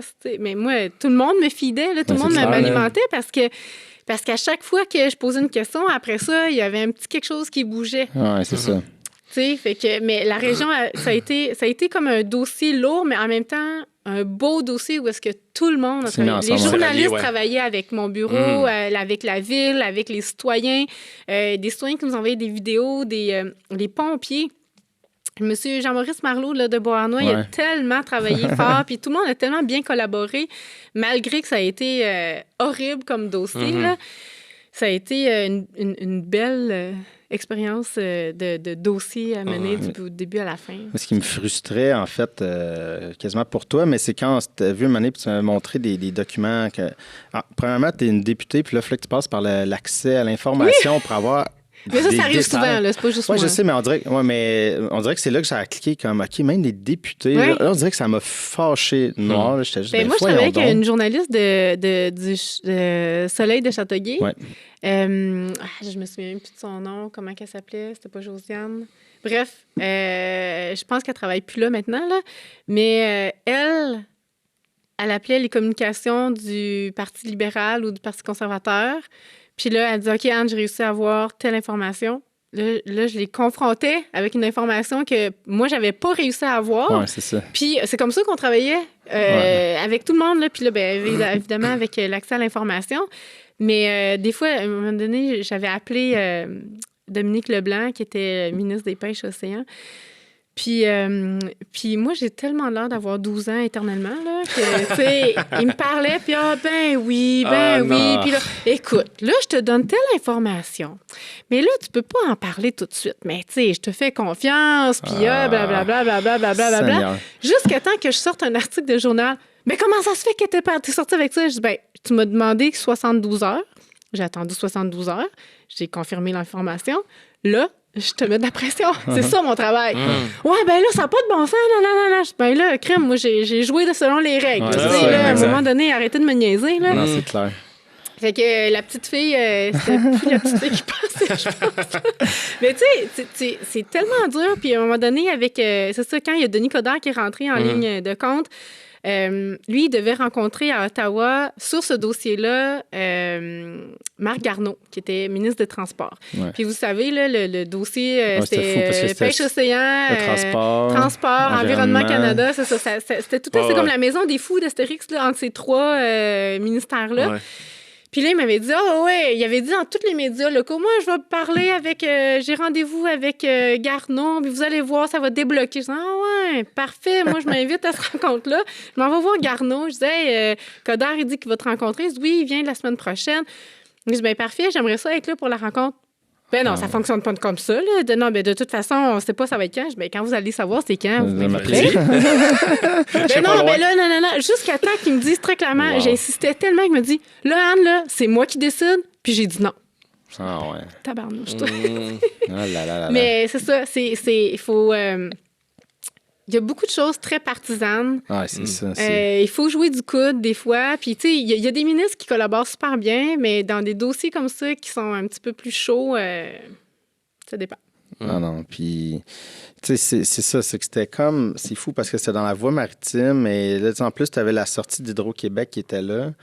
Puis quand j'avais parlé à Claude Hainaut, l'ancien maire de Beauharnois, il m'avait montré une carte, puis ça avait de l'air que la bande d'eau qui était là, c'était comme une zone protégée à cause d'Hydro-Québec, comme quasiment un parc national d'eau. Le bateau était comme sur le bord de tout ça. Puis là, tu te dis, il y a comme plein d'enjeux. Comme... Mais c'est parce que, c'est ça, c'était provincial, fédéral, parce que c'était dans un lac qui est relié au fleuve du Saint-Laurent. Oui, fait que c'est la voie qui est maritime. fédéral, qui est c'est ça. Puis, mais vu qu'il était accosté, qu'il était sur la rive, ça touche la rive, c'est provincial. Oui. Mais à un moment donné, c'est ça, Eno, il était fâché. Parce qu'il dit là, l'eau, c'est le fédéral. S'il touche le fond, c'est provincial. Ouais. Mais ici, à côté sur le bord, c'est à moi. Puis là, il était là. Genre, lui, il dit, s'il touche le bord, là, il voulait juste que. Mais il était fâché. Là, c'était compliqué. Mais ouais, c'était compliqué, cette affaire-là. Écoute, c'est ça qui est fâchant, puis que des fois, qui peut amener on dirait du cynisme. Parce que tu dis, il me semble que c'est simple. Il y a un bateau tout croche, plein d'affaires pas bonnes là-dedans, qui est sur le bord de couler. Pourquoi c'est compliqué? Ouais, tout le monde devrait se rallier dans le même sens puis pousser dans la même direction. Mais... Puis pourquoi vous attendez qu'il y ait une catastrophe avant d'intervenir? Ouais. Ça aurait été plus simple d'intervenir à l'an 1. Oui, c'est ça. Ben oui. Puis c'était pas comme le ministère de l'Environnement qui disait, tant que c'est pas un déversement, ben, c'est pas un problème. Exactement. OK, faites pas de prévention. Oui, c'est ça. Exactement. On disait, dans la loi fédérale, la loi de la marine marchande de 2001, s'il y a des risques pour la santé humaine, là, je dis, c'est un réservoir d'eau potable, youhou! Santé humaine est là, ou pour l'environnement, vous pouvez intervenir, mais ils ne voulaient pas utiliser cette brèche-là pour pouvoir intervenir. Ouais. En tout cas, bref, ça a été catastrophe par-dessus catastrophe. Là, puis ça a coûté des millions. Là. C'est 24 millions au total pour chaque intervention in extremis. Parce que quand tu es in extremis et que c'est pas prévu, il y a des gens qui travaillaient pas, qui travaillent, qui sont en surtemps. Il y a des hélicoptères. Il y a eu, c'est comme crème. On peut mettre cet argent-là ailleurs. Puis là, les libéraux se sont pétés les bretelles en disant on a une loi maintenant pour les bateaux abandonnés, nanana. Puis je pense qu'ils ont accordé 1 million. Moi, j'étais morte de rire. Je disais 1 million! Mais ça n'aurait même pas pu gérer le Catherine Spirit. Il a coûté 24 millions à lui tout seul. Ouais, c'est ça. Là, vous mettez 1 million, ou je sais pas, je me souviens plus, là, je pense que c'était rendu à 7 millions à la fin, là, pour tout le Canada, pour toutes les épaves. Ouais. Bravo! Non, c'est clair. Non, c'est fascinant, tout ça. C'est enrageant. Mais c'est... Ouais. C'est quand même une avancée. Là. Il y a quand même des choses dans cette loi-là qui sont bonnes puis qui font en sorte qu'on va pouvoir tabler là-dessus pour pouvoir améliorer la loi. Mais je me dis, juste un cas fait en sorte que votre loi est imparfaite. Puis vous pourriez rajouter de l'argent là-dessus. Créer une industrie des bateaux recyclés, là. Non, ça a été une... Évoqué, par plein de gens d'affaires puis des côtes du Pacifique. OK. Oui, en Colombie-Britannique, il y a beaucoup, beaucoup de bateaux abandonnés. Oui, apparemment. j'imagine. C'est ça. Moi, je voulais savoir, on a parlé au début des raisons pour que tu t'es pas représenté et tout, mais si ça n'avait pas été la famille et tout... c'est quoi, en fait, ta vision du parti qui a perdu des députés aux dernières élections, avec la nouvelle réalité, justement, de la politique canadienne? Est-ce que si c'était pas de la famille et tout, comment tu aurais envisagé... Est-ce que tu aurais envisagé continuer, même si, y en a d'autres qui prennent plus... le Parti libéral a plus d'élus. Au Québec, le Bloc est rentré fort. C'est quoi, justement, comment tu vois le parti se débrouiller peut-être dans les prochaines années?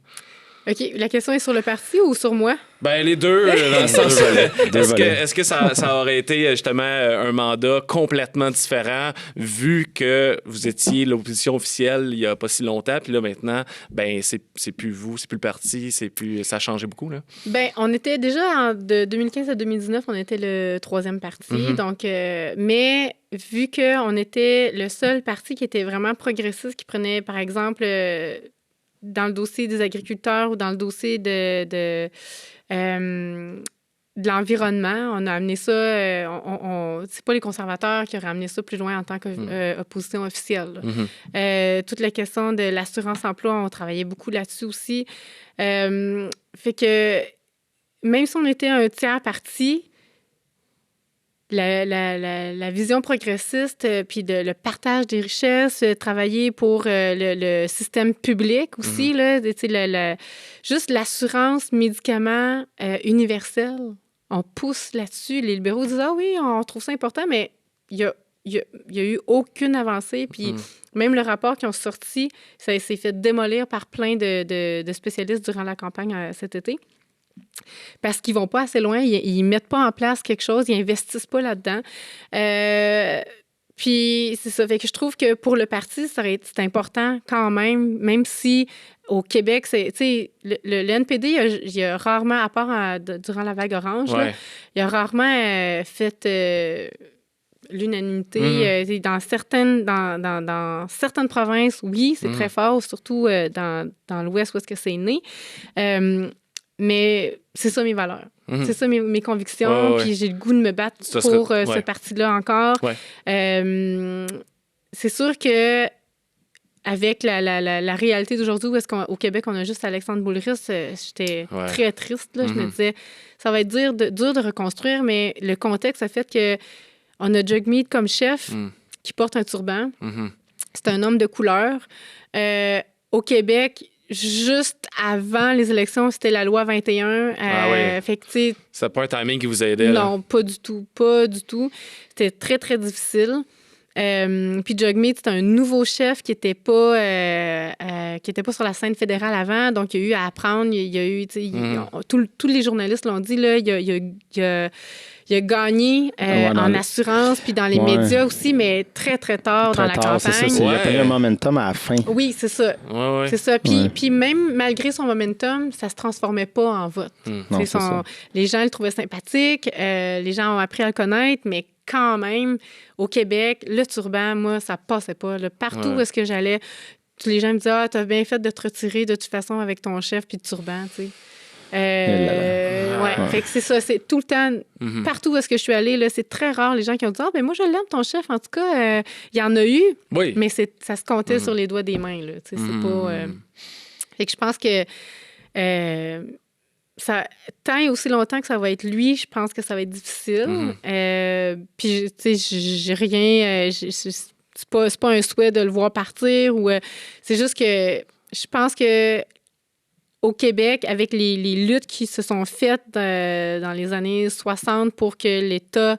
je sais pas si c'est 60, il me semble que c'est 60, pour que l'État et la religion soient séparés, ben ça fait en sorte que les gens sont allergiques à des signes religieux puis qui sont reliés à la politique. Puis je comprends ça. Tu sais, souvent, on a demandé à Jagmeet de retirer son turban puis juste de montrer qu'en dessous, il y a des cheveux comme tout le monde. Là, puis il se prêtait à ce jeu-là. Il l'a fait. Puis à chaque fois, les gens ont fait comme « Ah, il a tombé des beaux cheveux! » Mais, tu sais, c'est ça. Ça prend ça, on dirait, pour que les gens réalisent que c'est un être humain. Puis mais c'est pas lui. C'est jamais lui qui mettait sur la table sa religion en premier. Mais en même temps, je me dis, mais c'est quand même vrai que c'est ça qu'on voit en premier. Puis c'est coloré. Il est pas blanc. Là, encore là, tu sais, ce qui était fâchant, c'est que le monde fait des liens. Tu sais, parlait de lui, puis il est musulman. Oui, non. Tout le temps. Puis les gens, même si tu leur dis, mais il est pas musulman, mais tu sais, le voile, c'était tout le temps. Ça mélange tout. Là, moi, les gens, ils me disaient, il y a plusieurs personnes qui m'ont dit, ouais, mais tu sais, ta fille, là, t'aimerais ça à un moment donné qu'elle soit obligée de porter le voile? Vous avez tellement pas confiance en vous, en votre culture, que vous pensez qu'éventuellement, on va être obligé de porter le voile. Vraiment, là, ça fait pitié, là, la confiance que vous avez en votre propre, en notre propre peuple. Là. Puis je pense que les gens, ils me le disaient pas tout le temps directement parce que moi, je suis vietnamienne, ça paraît, tu sais, fait qu'ils me le disaient pas. Mais c'est ça. J'imagine qu'il y en a, ils se laissaient aller à plus facilement avec d'autres, là. Puis je répliquais aussi, là, tu sais, je reste polie, mais quand les gens ils me disent « Ah, mais ça, son turban, là, le musulman », je dis « Ben, écoutez, premièrement, il n'est pas musulman, et deuxièmement, même s'il était musulman, même s'il était musulman, ça veut pas dire que c'est une mauvaise personne parce qu'il est musulman, ça veut pas dire qu'il bat sa femme, ça veut pas dire qu'il l'oblige à porter le voile, ça veut pas dire plein d'affaires. C'est ça. Est-ce que, justement, une première campagne, dans 4 ans ou avant, est-ce que tu penses que, justement, il va être un peu plus connu, fait qu'il va y avoir plein de trucs qui vont avoir été compris de la population, sa personnalité va être un peu plus à la lumière du jour. Fait que là, j'espère que ça va être plus facile de faire entendre les idées plutôt que de tout le temps parler de lui puis de ses signes religieux. J'espère, mais je pense que ça va prendre plus qu'une autre élection avant qu'il y ait une percée sous Jagmeet. Oui, c'est ça. Parce que les conservateurs vont toujours jouer là-dessus, le Bloc va toujours jouer là-dessus. Puis ici, on a beaucoup parlé des migrants à la frontière aussi. Il y a eu des amalgames de ça. Donc, ça va être difficile. Puis c'est pas juste... Je pense que c'est pas juste des gens qui sont racistes, mais il y a beaucoup de gens qui sont méfiants. Puis il y a beaucoup de gens qui m'ont dit, moi, je vois pas un immigré comme premier ministre du Canada qui me représente. Ça me représente pas. Ouais. Donc, les gens, ils se sentent pas représentés.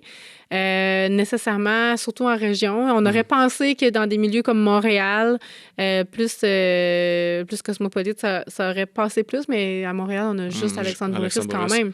Il y a quelque chose dans notre message qui n'a pas porté non plus. Puis ça va être à réfléchir en congrès. Puis ça va être à réfléchir à l'équipe de députés qui sont présents, élus maintenant, là, parce qu'il y a quelque chose de problématique. Là, c'est sûr. Mais je sais pas, c'est sûr que là, je parle de moi là, et de mon cynisme très prononcé, mais je veux dire, cette dernière élection-là, j'ai complètement débarqué. C'est la première fois de ma vie que j'ai pas voté. J'étais juste tanné de, tu sais, puis c'est, comme je disais un peu tantôt, là, tu sais, le barrage de nouvelles, les attaques, les affaires, on dirait que j'ai déconnecté. Si j'allais voter, je votais Rhinocéros. J'étais juste comme tanné. Désabusé complètement. Puis je sais pas si c'est juste moi ou il y a quelque chose de notre génération qui avait fait le virage au NPD, tu sais. Parce que à la base, je suis souverainiste, j'ai toujours voté Bloc, puis j'ai sauté dans la vague orange, j'ai voté l'autre élection orange, NPD. Mais après ça, c'est ça, on dirait que là, j'étais juste comme... ça change rien. Trudeau va être là. Puis c'est comme... Puis il y a comme quelque chose de la représentation du vote que finalement, chaque fois, la même chose avec François Legault ici, Trudeau. Ah non, finalement, ça se fera pas, là. Non, parce que ça l'avantage. Oui, je sais, mais ça avantage tout le temps, comme la CAQ ici, tu sais. Finalement, on est rentré... majoritaire avec... Mais ça fait pas longtemps qu'on vote parce qu'on est jeune, mais on voit déjà que les choses changent pas. Fait que c'est décourageant. J'ai pas été politisé toute ma vie, mais ça fait quand même plusieurs années. Mais on dirait, j'ai toujours voté, mais je suis comme, je sais que mon vote ne changera rien. Et il va changer quelque chose peut-être, mais pas dans toutes les élections. Puis des fois, tu fais bon. Non, mais je pense qu'il faut le voir sur le long terme. Là. C'est sûr que un vote une fois, ça peut pas dire que ça va changer, mais moi, je pense qu'on n'a pas le choix de continuer à espérer. Parce que sinon, on a quoi? On a le cynisme, on a le désespoir, fait que là, on baisse les bras. Puis si nous, on baisse les bras, c'est tous ceux qui gagnent qui vont continuer à gagner. Puis et je me dis, à un moment donné, toutes ces partis-là, ils ont besoin de se faire réélire aussi. Je me dis juste, c'est que les gens ont tellement peur. Là, les gens, ils avaient peur que ce soit les conservateurs qui reviennent et qui ont continué à voter libéral. Mais d'un autre côté, il y avait aussi peur du turban de Jagmeet ou aussi les messages du NPD qui n'ont pas porté. Et que le Bloc est revenu. Puis peut-être que... Parce que il me semble que, M. Blanchette, il a fait une campagne correcte. Là. Je trouve pas que c'était extraordinaire. Est-ce que les messages étaient si différents d'habitude? Mais je pense qu'il y avait comme un vide à combler. Ouais, c'est ça. Puis... c'est souvent une question de momentum puis de timing. C'est ça. Mais tu sais, je suis conscient qu'il faut que tu encourages un parti, mettons, au provincial. Je vais pas voter la CAQ, mais je veux dire, c'était pas un parti, il y a... Je sais pas, ils ont 7 ans d'existence, je sais pas si longtemps. Maintenant, ils sont au pouvoir. Oui, c'est ça, ça se peut. Avec Québec solidaire, qui sont sont rendus à 10, 11 députés. Puis peut-être que ça va doubler là, ou ça va passer à 15 là, dans 3-4 ans. Donc, c'est possible. Oui, fait que, c'est ça. C'est pour ça que je dis qu'il faut le voir sur le long terme. Oui. c'est possible que le NPD remonte, puis mais peut-être ça va devoir passer par un autre chef, malheureusement. Oui, peut-être, mais c'est correct. Je me dis, si c'est ça que ça prend, c'est ça que ça prend. Puis il aura essayé. Là. Alexandre Boulris, ça a été mon député pendant 8 ans, puis on le voyait beaucoup sur les pancartes avec Jagmeet, mais pas nécessairement dans son comté. Je sais pas si c'était une stratégie pour... c'était notre lieutenant québécois, oui. Oui, c'était une stratégie. C'était juste pour comme la figure, montrer que, je sais pas, là... qu'on avait quelqu'un de fort au Québec qui était connu puis qui était apprécié, là, parce qu'à un moment donné, il y a plus d'expérience fallait aussi au fédéral que Jagmeet, que le chef. Oui, puis au Québec aussi. Oui, c'est ça. Mais je pense aussi ce qui me fatigue, puis je veux pas faire, on dirait, je fais ma psychanalyse de lecteurs. Peut-être qu'il y a d'autres lecteurs qui vont dire « Ah ouais, moi aussi, finalement, je pense ça. » Non, mais c'est l'espèce de tout le temps pas tout le temps, mais sentir qu'il faut faire un vote stratégique parce que là, les conservateurs vont peut-être... Puis ça, c'est une affaire, là, il faudrait qu'il y ait une loi que ce soit interdit les sondages pendant une élection. Mais je trouve ça... Parce que en plus, à tous les jours, conservateurs ont monté. Voilà. Puis là, les gens, si je veux pas ça, il faut que je vote ça parce que là, lui, il est deuxième. Mais c'est pas ça que je pense. T'sais. Non, c'est ça. À tous les jours, tu réagis aux sondages. Ça, je trouve que c'est antidémocratique, les sondages. Pour vrai, là, pendant l'élection, ça n'a aucun rapport. Oui, puis moi, puis juste pendant la vague orange, il n'y a personne qui l'avait vu venir. Là, le sondage n'avait pas rapport. Non, c'est ça. Pendant l'élection de 2015, personne qui avait vu venir la vague rouge non plus. Non, c'est ça. À cette élection-ci, je ne suis pas certaine que les journalistes avaient vu venir la remontée du bloc. Fait que je suis d'accord avec toi. Les sondages, moi, je déteste les sondages. Parce que ça vient tout le temps teinter les gens. C'est une photo d'une journée, d'un moment en parce plus. Que... Si, mettons, les conservateurs ont fait une annonce, font un sondage 2 heures après, on va faire telle affaire. Moi, j'ai l'impression que j'ai pas besoin de toute cette campagne-là pour faire mon choix. J'ai jamais eu besoin de campagne. Moindrement. C'est tellement cher en plus. C'est ça. C'est quoi? C'est 1 mois, 6 semaines, ça varie? Là? Ça peut être un peu plus long. Ça peut être plus long. Je comprends là, vous devez faire le tour. C'est un grand territoire, puis bon. Mais c'est sûr que, puis bon, moi, j'ai pas d'enfants, j'ai pas de gens malades. Il y a des enjeux qui me concernent pas. Je suis très... je veux en tout cas, il y en a plein qui me tiennent à cœur dans mes valeurs, mais je veux dire, quand tu suis moindrement la politique, donne-moi une semaine, puis je vais être prêt à aller voter. Oui, parce que c'est ça. Mais je sais que ça marche pas comme ça. Il faudrait que les gens fassent leur devoir citoyen de s'informer. Au quotidien. Ça prend de l'énergie, ça prend du temps, puis c'est pas tout le monde qui met ce temps-là puis cette énergie-là. Puis aussitôt que tu prononces le mot politique, non, c'est ça. Moi, ça m'intéresse pas, là. OK, ça t'intéresse pas la santé, ça t'intéresse pas l'environnement, ça t'intéresse pas la musique, ça t'intéresse pas l'agriculture, ça t'intéresse pas la nourriture, ça t'intéresse pas de mourir dans la dignité. Tu sais, comme ça t'intéresse pas d'être bien. Mais c'est ça, les gens, ils se déchargent de la politique comme si ça les concernait, mais vraiment pas. Parce que les politiciens, c'est tous des voleurs puis des crosseurs. Mais après ça, par exemple, on paye bien trop d'impôts, puis le système de santé, on attend bien trop longtemps à l'hôpital, puis là, blablabla. Fait que là, je me dis, intéresse-toi, parce que tu vas te faire ramasser. Tu te fais ramasser si tu t'intéresses pas un tantinet à ce sur quoi tu pourrais avoir du pouvoir, mais que tu choisis de pas en avoir. Puis si tout le monde s'intéresse, je me dis, si les jeunes sortaient voter, là, il y en a beaucoup là, qui sont pas ça. Puis c'est pas pour te faire sentir coupable, mais il y en a plein. Je dis que j'ai pas voté. C'est ça. Mais il y en a beaucoup. Puis je comprends que les gens se sentent pas interpellés parce que, bon, on le dit, là, le cynisme puis le vote n'est pas représentatif. Puis les politiciens font plein de promesses qui ne tiennent pas toujours. Fait que, à un moment donné, tu te désinvestis, puis je comprends, sauf que là, c'est ça. Tu dis, le dossier principal des jeunes, là, c'était l'environnement. Non, pas puis entendu ça s'est pas reflété dans les débats, ou presque pas, puis ça s'est encore moins reflété là, dans... Mais comment ça? Parce que Justin, il peut être super vert, là. Ben oui, Stephen Guilbeault aussi.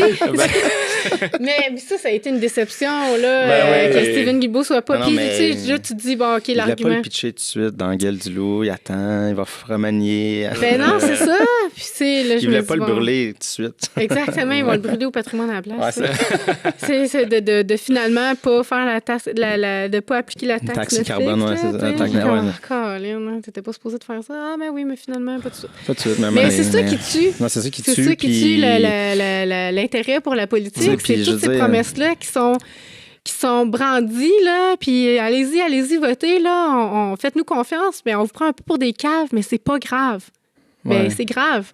Moi, je me dis, il devrait y avoir des lois qui t'obligent à respecter X nombre de promesses pendant ta campagne électorale, que tu as faites pendant la campagne électorale. Puis si tu le fais pas, tu as des conséquences. Ouais. Tu perds des députés ou je sais pas trop, il faut que tu payes. Mais il n'y a aucune conséquence. Tu peux dire n'importe quoi en campagne électorale. Si tu le fais pas, c'est pas grave. Mais il n'y a pas de contrainte, il n'y a pas... Puis, il y a un privilège parlementaire qui te permet de dire aussi n'importe quoi à la Chambre des communes. Ouais. En général, on ne dit pas n'importe quoi, mais il y en a qui parlent à travers leur chapeau, qui ne vérifient pas leurs sources. Puis, moi, je me suis pognée avec un député à un moment donné. Là. Il avait dit, mon Dieu, je ne sais pas qu'est-ce qu'elle a mangé aujourd'hui. Là. Il dit ça en plein débat là, parce que j'étais frustrée. Parce que j'ai dit, mais qu'est-ce qu'il vient de dire? Il y a un privilège parlementaire. Je sais, il est allé dire qu'il y a un pays, genre au Mali, je me souviens plus, là, que les gens sont riches, fait qu'on n'a pas besoin d'aller les aider. Quoi? Les gens sont riches. Ben, es-tu vraiment allé mettre les pieds là? Oui, il y a peut-être 0,5% des dirigeants qui sont ultra riches, puis tous les autres, ils mangent de la boue, là. C'est ça. mais il a dit ça. Ah oui, c'est ça.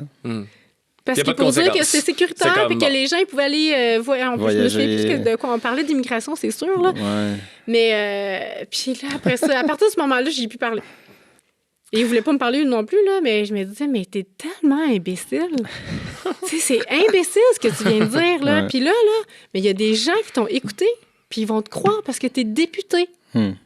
Et là, parce que t'as ce titre-là, t'as la vérité, là, puis les gens, ils vont prendre ça pour du cash.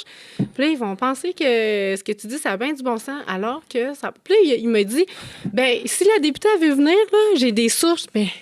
Amène-la. C'était le temps de démontrer de toute façon. Oui, vas-y, dis-les, cite-les tes sources. Il n'y en a pas cité une, c'est drôle, hein? Non, c'est ça. Il n'est pas venu me voir pour les montrer. Ouais. Il reste pas beaucoup de temps, mais j'aimerais quand même en profiter, parler de ce qui s'en vient pour toi, dans le sens où est-ce que c'est le retour à l'enseignement aussi qui va t'attendre après ton congé de maternité?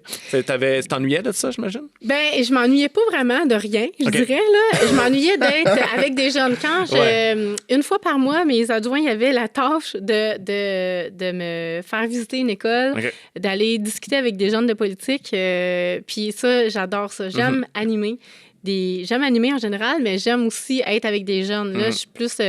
pendant 8 ans, j'ai été sérieuse, là, puis j'ai été stressée. C'est sûr que les députés, des fois, ont l'air des enfants à la Chambre des communes. Oui, effectivement, c'est une maternelle. Là. Tout le monde ça. Ils mangent des Smarties. Il faut qu'on tienne pendant la nuit. Mais c'est ça... J'aime beaucoup les jeunes. Moi aussi, j'ai adoré être monitrice de camp de jour. Ouais. Mais c'est ça. Je sais pas si je vais adorer ça encore comme j'aimais ça avant. J'ai fait un burn-out, moi, en tant qu'enseignante. OK, ouais. La statistique là, des enseignants, 20% des enseignants qui font un burn-out dans les 5 premières années. Là, moi, je l'ai fait à ma 5e année. Ouais, c'est ça. Je me disais, non, je rentre dans la statistique. Fait que j'ai comme un petit peu de crainte de rien. Là. Puis, je me dis, bon, là, j'ai quand même 8 ans après ça. Je sais qu'est-ce qui était ma faiblesse. Mais je suis pas la personne qui est la meilleure pour faire de la discipline, faire régner la discipline dans ma classe. Puis, à Valleyfield, c'est un milieu assez poqué. Donc, il y en a quand même beaucoup. Il y a beaucoup de... Les profs, là, moi, j'admire beaucoup le travail de ceux qui sont capables de s'en sortir, mais il y a eu des surcharges de tâches qui ont été ramenées dans la tâche des profs. Les classes sont bondées, premièrement, avec des élèves cotés. Tu reçois une compensation financière pour tes élèves cotés, mais les profs, c'est pas ça qu'ils veulent. Ils veulent une qualité d'enseignement avec des ressources. Je l'ai dit, là, on a beaucoup de problématiques à Valleyfield. Puis dans la région en général, là, je pense que c'est poqué partout ici. Puis on n'a pas d'orthopédagogue, on n'a pas de psychoéducateur ou de psychoéducatrice en quantité suffisante pour faire en sorte que les jeunes aient ait un support. Alors, on a plein de gens d'élèves qui sont autistes, dyslexiques, dysphasiques, qui ont des troubles de comportement, qui ont des parents absents. Il faut que tu fasses tes suivis. Bref, c'est super difficile d'enseigner. Puis là, en plus, tu as des suivis par Internet avec les parents. C'est vraiment très, très, très chargé. Là, tous les comptes rendus, l'enseignement différencié, il faut que tu fasses dans ta classe parce que tel élève, il a telle problématique, il a le droit à tel type d'outils. Là, il faut que tu connaisses cet outil-là, blablabla. Fait que, tu sais, c'est beau l'enseignement, mais là, présentement, c'est très, très, très difficile. Les profs n'enseignent pas dans des belles conditions. Non, pas du tout. Puis, tu sais, c'est ce milieu que je connais. Puis avant de quitter, ça commençait déjà à être difficile. Là, ça l'est encore plus. Puis avec tout ce qui est école, les écoles à volet artistique, à volet sportif, le PEI. Mais là, les classes régulières, là, c'est plus des classes régulières. Non, c'est ça. C'est plus de cas. Oui, c'est plus de cas, c'est plus difficile. Puis, tu sais, le système public est comme un peu délaissé. Puis, le ministre Roberge, maintenant que je suis plus députée fédérale, je peux critiquer. Il sait pas toujours de quoi il parle. Et dernièrement, il est allé dire qu'il savait pas qu'il y avait des jours sans élèves. Ouais. Mais des journées de concertation, là, ça fait 15 ans que ça existe. Ça permet aux enseignants d'obtenir, premièrement, de se concerter, de travailler en équipe sur justement des problématiques, développer des projets, recevoir de la formation. C'est vraiment là, de travailler... C'est primordial, ces journées-là. Oui, c'est vraiment important. Puis, avant ça, il y avait des journées pédagogiques qui existaient. Là, en tout cas, je sais pas où est-ce qu'il prend toutes ces informations, là, mais bref, voilà. Oui, je m'enligne vers ça. J'y crois. Je trouve aussi que c'est une vocation. Puis, tu sais, c'est pas un travail de 8 à 4 où est-ce que tu ressors puis que tu penses plus à rien. Fait que c'est ça. Ça peut être quelque chose d'assez... tu t'investis là-dedans. Moi, j'adorais ça. J'enseignais le français. Puis avec le français, je trouve que tu peux enseigner... plein d'affaires, je faisais venir des conteurs, c'est ça, des musiciens qui venaient. Tu peux faire venir des spécialistes de toutes sortes, puis tu fais juste analyser les textes, la musique, en tout cas, bref. Fait que c'est vraiment intéressant, c'est très, très stimulant, là. Mais ça aussi, tu peux te perdre en planification, puis en correction. C'est sûr. Il y a juste moins de souper spaghetti. Oui, mais quoi que, tu sais, des fois, tu veux financer des activités. Oui, c'est vrai.